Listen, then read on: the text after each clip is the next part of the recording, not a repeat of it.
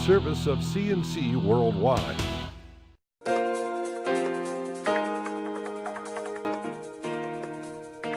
The Daily is a service of CNC Worldwide and Jib Jab greetings. I'm Bud Lowell, your full AccuWeather forecast right up on top of your CNC local news pages. Leading off, the fourth and final planned weekend closing of the Irondequoit Bay Bridge is coming up this weekend. Route 104 westbound from the Webster to the Irondequoit side will close Friday night at 8 until about noon on Sunday. And this is for some of the final work on the $14 million rehabilitation project that started last year. The detour is Bay Road to Empire Boulevard to 590 and back to Route 104. Allow some extra time, and you can check www.511ny.org for travel information. And the winner is Eric Sheener. Sheener was the choice of the Livingston County Republican Party Committee Thursday night to run for district attorney against the incumbent Democrat Greg McCaffrey. The vote of about 100 committee members finally broke the tie, the 3-week tie that has lasted since the primary election. Sheener, a former prosecutor, was the Livingston County GOP's choice, but he faced a primary from former Livonia Town Judge Steve Sessler. Both candidates ended up in a tie after the election. That tie continued after the absentee ballots were counted. It continued after 2 court hearings, examined both the absentee ballots and the count on primary night. And finally, State Supreme Court Justice John Ark directed the Livingston County GOP to break the tie. That they did, and although Eric Sheener is now the Republican candidate, Sessler will still be on the ballot on the Conservative Party line, and that makes it a 3-way race. The Rochester-Genesee Regional Transportation Authority says it will break ground in November for the new RTS Transit Center in downtown Rochester. Site prep for the 87,000 square foot project is to begin Monday. The Regional Transit Service Center will handle 55,000 bus riders per day, up to 100 buses per hour. It's scheduled to open in mid-2015 on Mortimer Street between South Clinton Avenue and St. Paul Street. It will close the entire block, as you can see in this artist's rendering. People changing buses downtown will no longer have to stand out in the rain or snow. And RGRTA CEO Bill Carpenter says this is a game changer for public transportation in Rochester.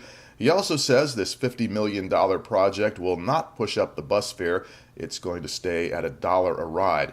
80% of the money is coming from the Federal Transit Administration. And this smaller central bus center concept replaced the massive Renaissance Square project after its failure to launch a couple of years ago. Rochester Fire Department investigators say the house fire that killed a West Side Rochester woman last month was no accident. Rochester police are now investigating this case, and they're not giving any further details at this time. The fire on Pierpont Street off Driving Park killed 38-year-old Chandra Majors. 4 of her 7 children lived with her in that house, but they weren't home at the time of the fire. Several people were injured Thursday evening when 2 cars collided at the intersection of 441 and Watson Road in Penfield. Sheriff's deputies said a car turning west onto 441 from Watson Road was hit broadside by another car, and that car was described as driving fast and weaving in and out of traffic on Route 441 just before the crash at about 6 p.m.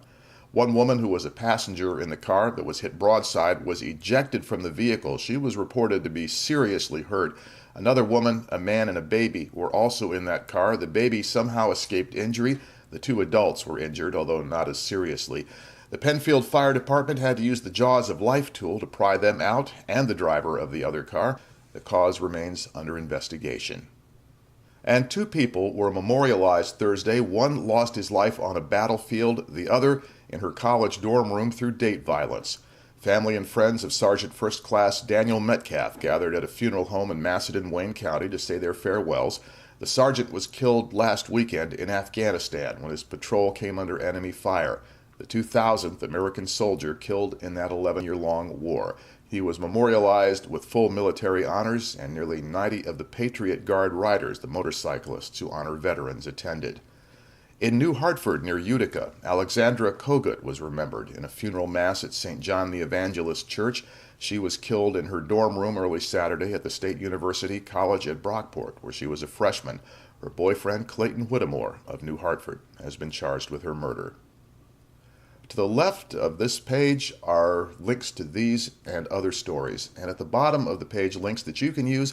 Post us your news updates, story ideas, things that you've heard and want to check out. And of course, we want community news, birth announcements, wedding announcements, business openings, all that sort of thing, because we are your community news resource. Next news as it happens, updates when necessary. I'm Bud Lowell, CNC News.